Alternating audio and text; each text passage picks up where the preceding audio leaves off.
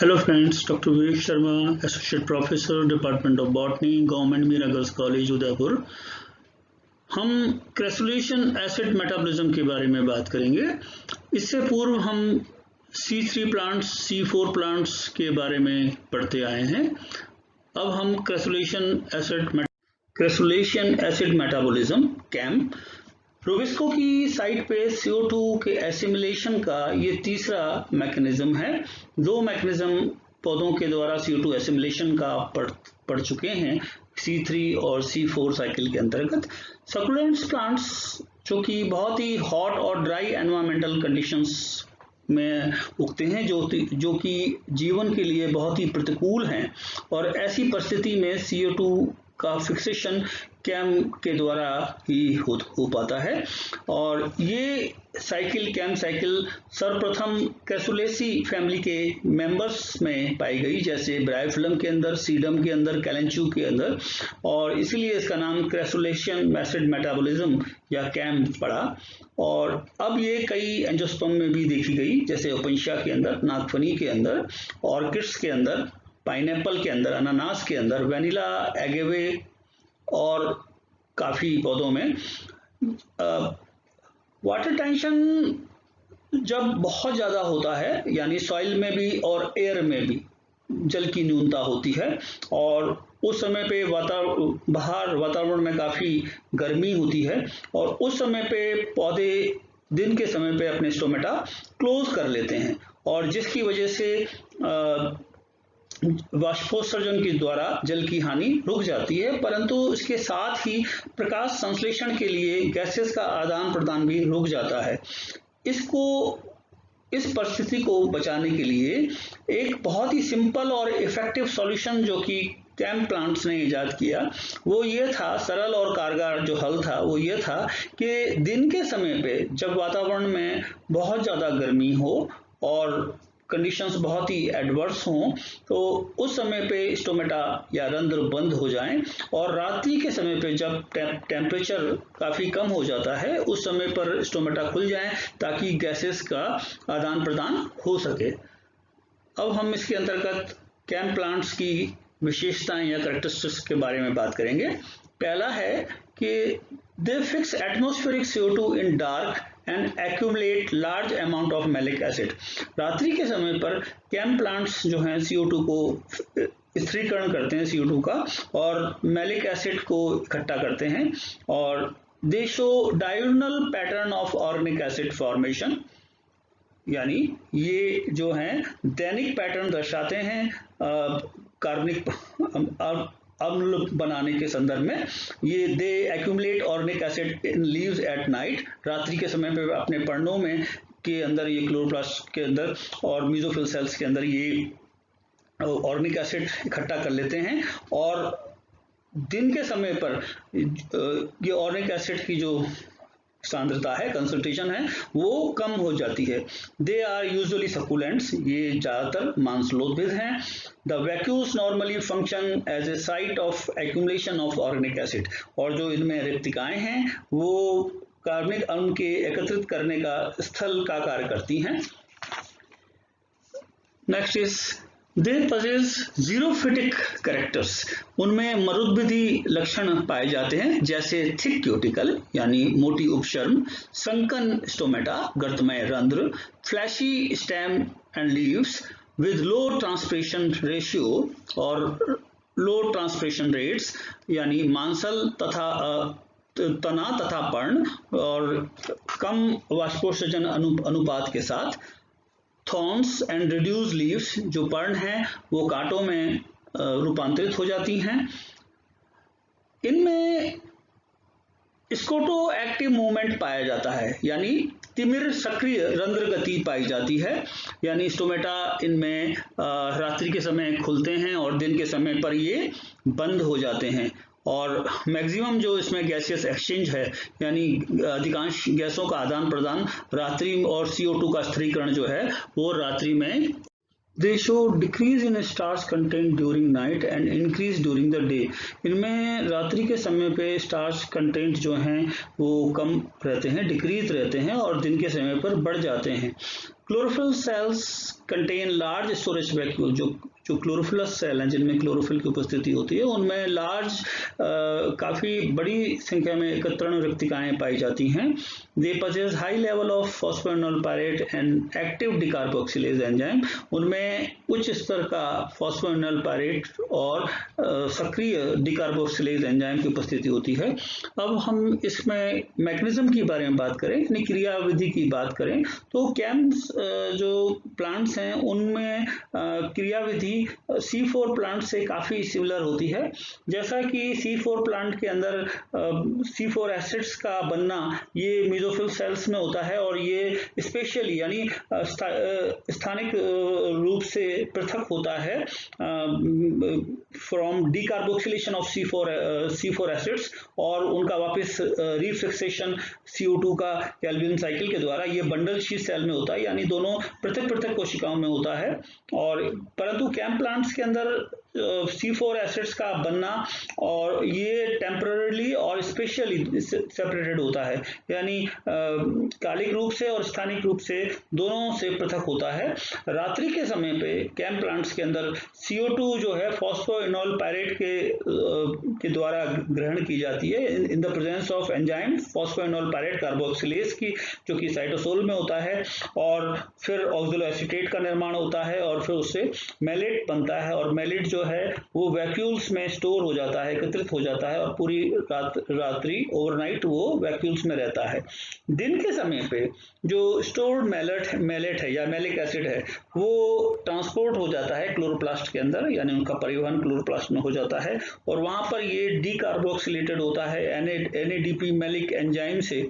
और जो CO2 release होती है वो फिक्स होती है कैल्विन साइकिल में, और जो NADPH निकलता है वो जो है pirate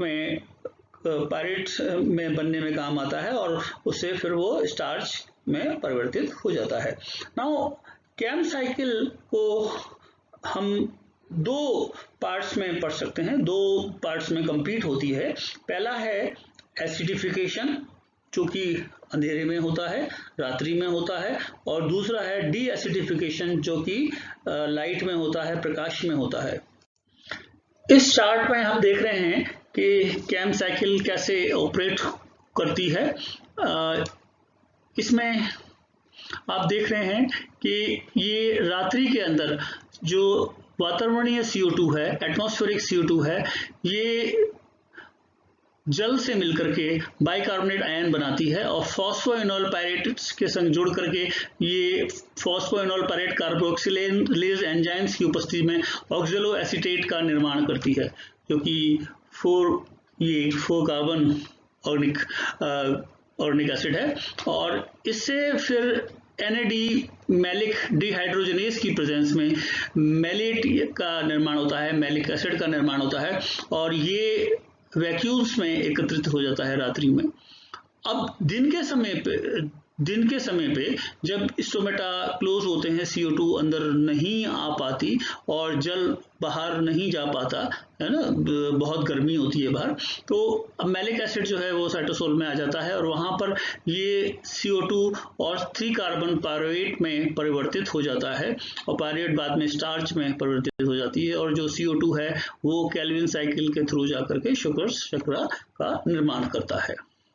acidification this occurs in night और डार्क।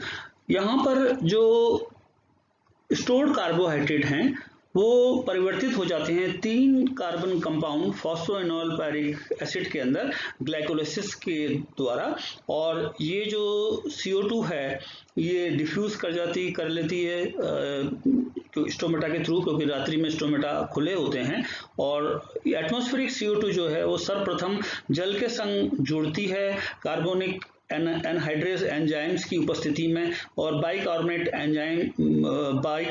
आयंस का निर्माण करती है। अब जो CO2 एक्सेप्टर है फॉस्फोइनोल पायरेट, ये कंबाइन होता है, जुड़ता है बाइकार्बोनेट आयंस के साथ, और 4 कार्बन ऑक्सैलो एसिटिक एसिड का निर्माण करता है, और ये एंजाइम है यहाँ पर फॉस्फोइनोल पायरेट कार्बोक्सिलेज, जो कि मेसोफिल सेल्स के अंदर बहुत आयत में पाया जाता है, बहुत लार्ज अमाउंट में पाया जाता है। और ये फॉस्फोइनोल पायरेट बाइकार्बोनेट साल्ट के साथ जुड़कर ऑक्सलो एसिटिक एसिड का निर्माण करता है, और ये ऑक्सलो एसिटिक एसिड अब रिड्यूस होता है मैलिक एसिड में in the presence of enzyme malic dehydrogenase. Malic dehydrogenase की उपस्थिति के अंदर ये मैलिक एसिड में परिवर्तित हो जाता है, और ये रिएक्शन जो है NADPH2 के द्वारा फैसिलिटेट होती है। यानी इसमें oxalo acetic acid plus NADPH2 in the presence of enzyme malic dehydrogenase gives rise to malic acid and NADP। अब मैलिक एसिड जो बना है रात्रि में एसिडिफिकेशन की रिजल्ट से, ये स्टोर होता है वैक्यूल के अंदर, और ये ऑक्सलो एसिटिक एसिड ये एस्पार्टिक एसिड में भी परिवर्तित हो सकता है। नाउ अब second step is D acidification, जो कि दिन के समय पे लाइट की उपस्थिति में होता है। Now the decarboxylation of malic acid into pyruvic acid and CO2 in the presence of light is called as de-acidification। यानी मैलिक एसिड का डिकार्बोक्सिलेशन पायरुविक एसिड के अंदर और कार्बन डाइऑक्साइड के अंदर लाइट की उपस्थिति में, प्रकाश की उपस्थिति में डी एसिडिफिकेशन कहलाता है। और मैलिक एसिड जो रात्रि में बनता है वो पायरुविक एसिड में परिवर्तित हो जाता है, और पायरुविक एसिड और CO2 में परिवर्तित हो जाता है, और इसमें एंजाइम है मैलिक एंजाइम की उपस्थिति के अंदर malic acid plus NADP in the presence of malic enzyme gives rise to pyruvic acid plus NADPH2 plus CO2। यानी मैलिक एसिड और NADP मैलिक एंजाइम देता है, मैलिक एंजाइम की उपस्थिति में पायरुविक एसिड तथा NADPH2 और CO2 का निर्माण करता है।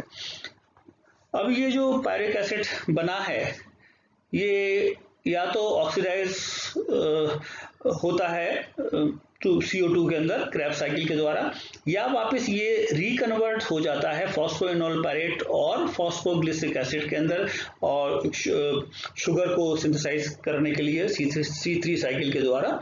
और ये जो CO2 लिबरेट होती है डी एसिडिफिकेशन से मैलिक एसिड के, ये RUBP के द्वारा एक्सेप्ट कर ली जाती है और कार्बोहाइड्रेट का निर्माण होता है C3 साइकिल के द्वारा। Now the significance of CAM plants, significance यानी महत्व के बारे में बात करें हम CAM plants की, तो इसमें the CAM mechanism enables plants to improve water use efficiency। यानी जो CAM mechanism है वो जल प्रयोग करने की क्षमता को सुधारता है। टिपिकली देखा जाए तो प्रत्येक ग्राम CO2 पाने के लिए CAM प्लांट हानि करते हैं 50 से लेकर के 100 ग्राम जल की, जबकि C4 प्लांट्स हानि करते हैं 250 से लेकर के 300 ग्राम तक की जल की, और C3 प्लांट्स हानि करते हैं, लॉस करते हैं 400 ग्राम से लेकर के 500 ग्राम जल की। The CAM plants have competitive advantage in dry environment. CAM plants का शुष्क वातावरण के अंदर प्रतिस्पर्धी फायदा पाया जाता है।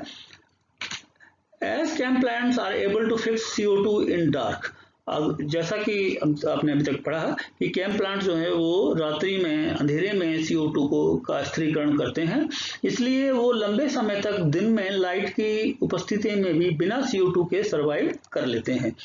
The CO2 is taken through stomata in night।